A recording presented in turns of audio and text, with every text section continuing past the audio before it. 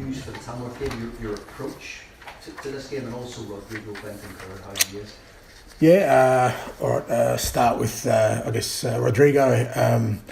Yeah, look, mostly, positive news. He obviously went to hospital after the game, was concussed. They've done every check that they needed to do, and understanding is he's gone home now, so that's real positive news for us, because obviously it was a bit of a distressing situation that everyone had to deal with. But I think the players, Pedro did a great job initially of notifying our medical team, did a great job, and so now it's just about recovery for him, obviously, and there are set protocols in place, but aside from those set protocols, we'll make sure that we give him as much time as he needs to get back. And then aside from that, nothing coming out of the other night. Everyone sort of got through that pretty well, and no one really coming back in from the guys who have sort of been absent. So there'll be apart from Pape and Matters who are available. It felt like a real statement win the other night. You saw at the end the final whistle, that connection with the fans and the players and yourself on the pitch again. How much did everyone around the club just need that, just as a way of proof that this is what this team is capable of? Yeah. I mean, I don't know about proof, but I think reward is important, because we're going. I don't think one win changes anything, but we've been through a pretty tough time, and as I said all along, not through the want of trying. I mean, I can't commend the players highly enough in terms of their efforts. They've been giving maximum every week, but obviously without the ultimate reward. And I said after the game, not just players, the staff who doing everything in their power to sort of change our fortunes, and our supporters have obviously sort of had to ride through that as well. So just that feeling of you get after a win, and like I said, a significant win against a top team, and in a pretty pivotal game for us in terms of keeping our hopes alive of making to a cup final. It was important, and that kind of stuff sort of fuels hopefully what's ahead. It's quite a contrast to the next competition. You've played one of the best teams around at the moment in Liverpool, now coming up against a non-league team at their pitch. How important is it that everybody has their attitude spot on for a game like that, in terms of the mentality needed? The Premier League clubs up there as a scalp for this one. Yeah, absolutely. I've got no doubt the attitude of the players. I mean, I think all along they've always had a great understanding of every game's importance, and we certainly will, go into Sunday's game with the same sort of mindset of making sure that we, do things we can control, play our football, put a real big emphasis on the things that we do really well, because there's always challenges out there.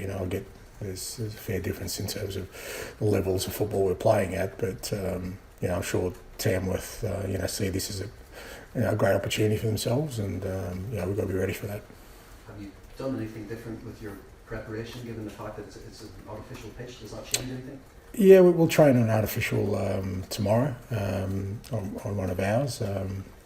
I've done that consistently throughout my career. I've kind of experienced a few times in different leagues, even up in Scotland, where you're playing on artificial pitches, and it always sort of served a good purpose, just to give the players an understanding. They're never always identical, but just what they're going to face on Sunday. So we'll have a session on the artificial here tomorrow. Thanks, Paul. Hi, Ange. How you doing? I'm good, mate. You must be relieved there's no VAR in this game. The last couple of games you've had with VAR, and your comments about it both before and after games. Yeah. You are relieved. I mean, was that the question? Am I relieved? No, yeah. Sort of question leading into giving an answer. And my answer is yeah, maybe. No, I didn't say yeah, maybe. I said yeah. You asked me if I'm relieved. I said yes. So it's kind of... How relieved are you then? No, just look.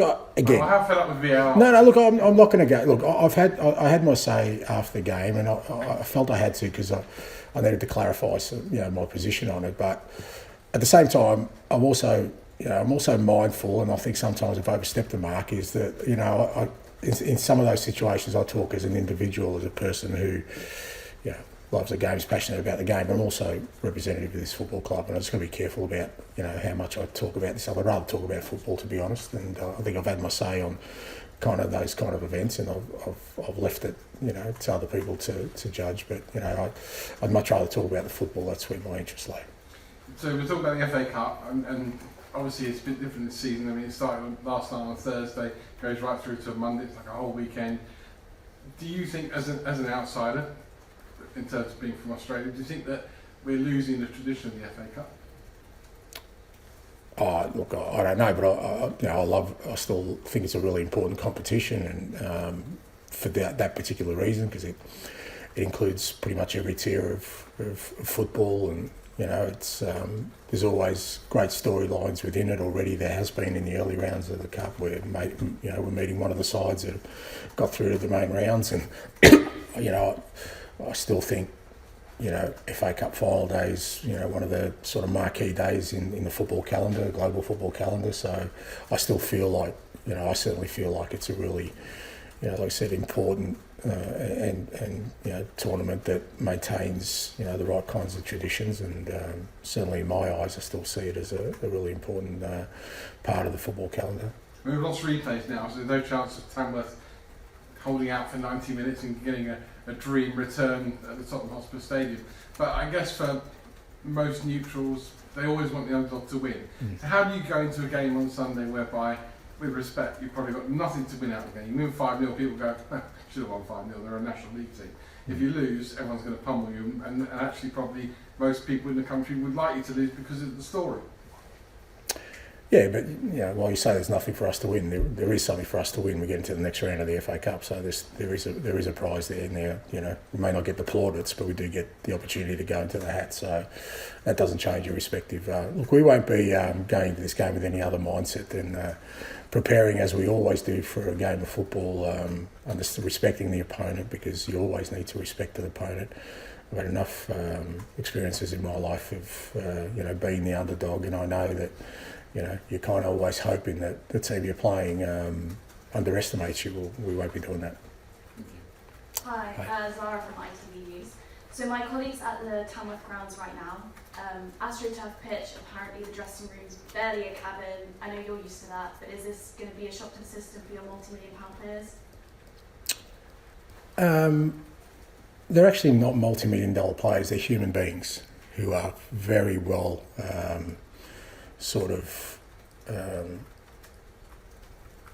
they're very understanding. They're good people, so they would never go to a place like that and disrespect it. Most of them have come from places like that, some worse, let me tell you. So you won't find, I know people want to tag them as multi-million-dollar sort of, maybe sport, but they're human beings and they're good people, and they'll go there and they'll respect the fact that Tamworth are going to build it up for their biggest game of probably their lives, and I'm sure they'll do their best to create an environment where, they're going to be proud of their ground, they're going to be proud of their facilities, because that's what they work with, and that's how we'll treat it on the day. So I don't really think that's an issue for us. What's important for us is to prepare ourselves for an important cup game. Okay, please. Hi, Ange. Does this weekend give you an opportunity to play some of the younger players? I'm thinking of Alfie Dorrington, Will Lancashire, Mikey Moore. No.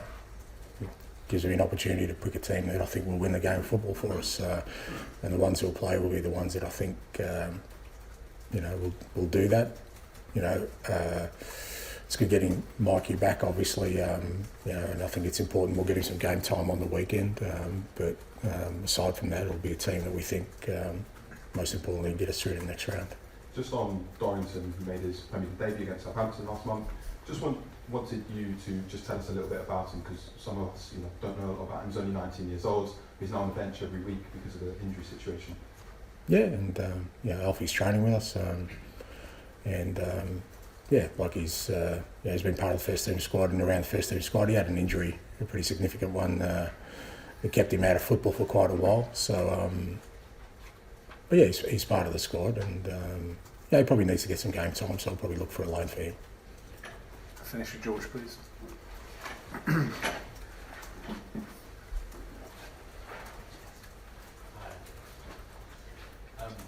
just following about football in a team, that certain players, I think it's sort of Kulusevski, Solanke, Poro, they need to be rested at some point. It's Sunday a good opportunity to kind of keep them a little bit over Yeah. 50 minutes out of the game. Yeah, to a certain extent. I mean, if again, it's got to be mindful of, like I said, we don't want it to kind of turn into a tricky game for us. We want to make sure we play our best. But if we can give some rest to some of those guys, you said, and like I said, having Mikey back helps in that front third for sure. Getting Pape and Matters back helps us in the midfield area. We're still pretty restricted defensively, to be honest. But Sergio Reguilon, at least he's had some games recently, Reggie, so gives us a chance. But in terms of sort of centre halves and right back, we're still pretty limited to what we can do there in terms of rotation. But hopefully we can sort of rest at least a couple of the players from a full sort of 90 minutes of football. And I wanted to ask you about Radu, Dragusin, who I presume is going to play, given the lack of options. He obviously had a difficult game against Liverpool in that 6-3, playing other players, but he was very good on Wednesday, made the key clearance. How much sort of growth have you seen with him? Because he's 22, isn't he? People forget that, but he's had to be a leader of a very young defence. Yeah, no, he's look. I've said all along that some of our players at times are getting unfairly sort of judged at the moment because of the situation we're in, and it's not just that Radu's kind of like I say, he's only 22. He's still kind of getting to grips with the Premier League. It'd be okay if he was surrounded by players who are playing regularly, but he's got an 18-year-old who's not a centre back next to him. He's had 3 different goalkeepers since he's been, could be up to 4 now, since he's been in the team. Different fullbacks, and I just think him and Archie have been unbelievable for us, considering the circumstances, and we will get growth from that. I really believe that, and he was great the other night. He really sort of was focused and disciplined in his organisation, and along with obviously Tony making his debut, I think that's as kind of solid as we've been as a back 4, back 5. Well protected though. I thought the midfield did a great job of working really hard to keep sort of Liverpool. I think there won't be many games that Liverpool has created as little as they did the other night, and I think that was a real strong collective effort. But we're happy with Radu. We're happy with the way he's developing, and again he's had to battle some. He had an illness last week. He's nowhere near 100%. He's had to battle through his own, and he's probably one that does need a bit of a rest. But we've got no options there, and every week he kind of mans up and gets on with it. And just finally from me, this FA Cup makes it 4 competitions you're competing in. How sort of excited are you to be back in this competition? And even though you've got Europa League and more Carabao Cup games, how much is this competition important to you? Yeah, it is. It's hugely important. Obviously, last year we didn't sort of progress in it after I think we got through the first round, and the third round sort of dropped out. But we want to stay in it, obviously, and. At some point, hopefully over the next sort of few weeks, we'll get players back as well. So, even though it's going to mean a congested sort of fixture schedule for us, I think if we get the players back, we're going to come back. I think we'll be well placed, and we want to stay in the competition. Once we get to that moment where we've got the squad we need, then hopefully we can make an impact in it. Okay, we'll end the broadcast section there. Move on to the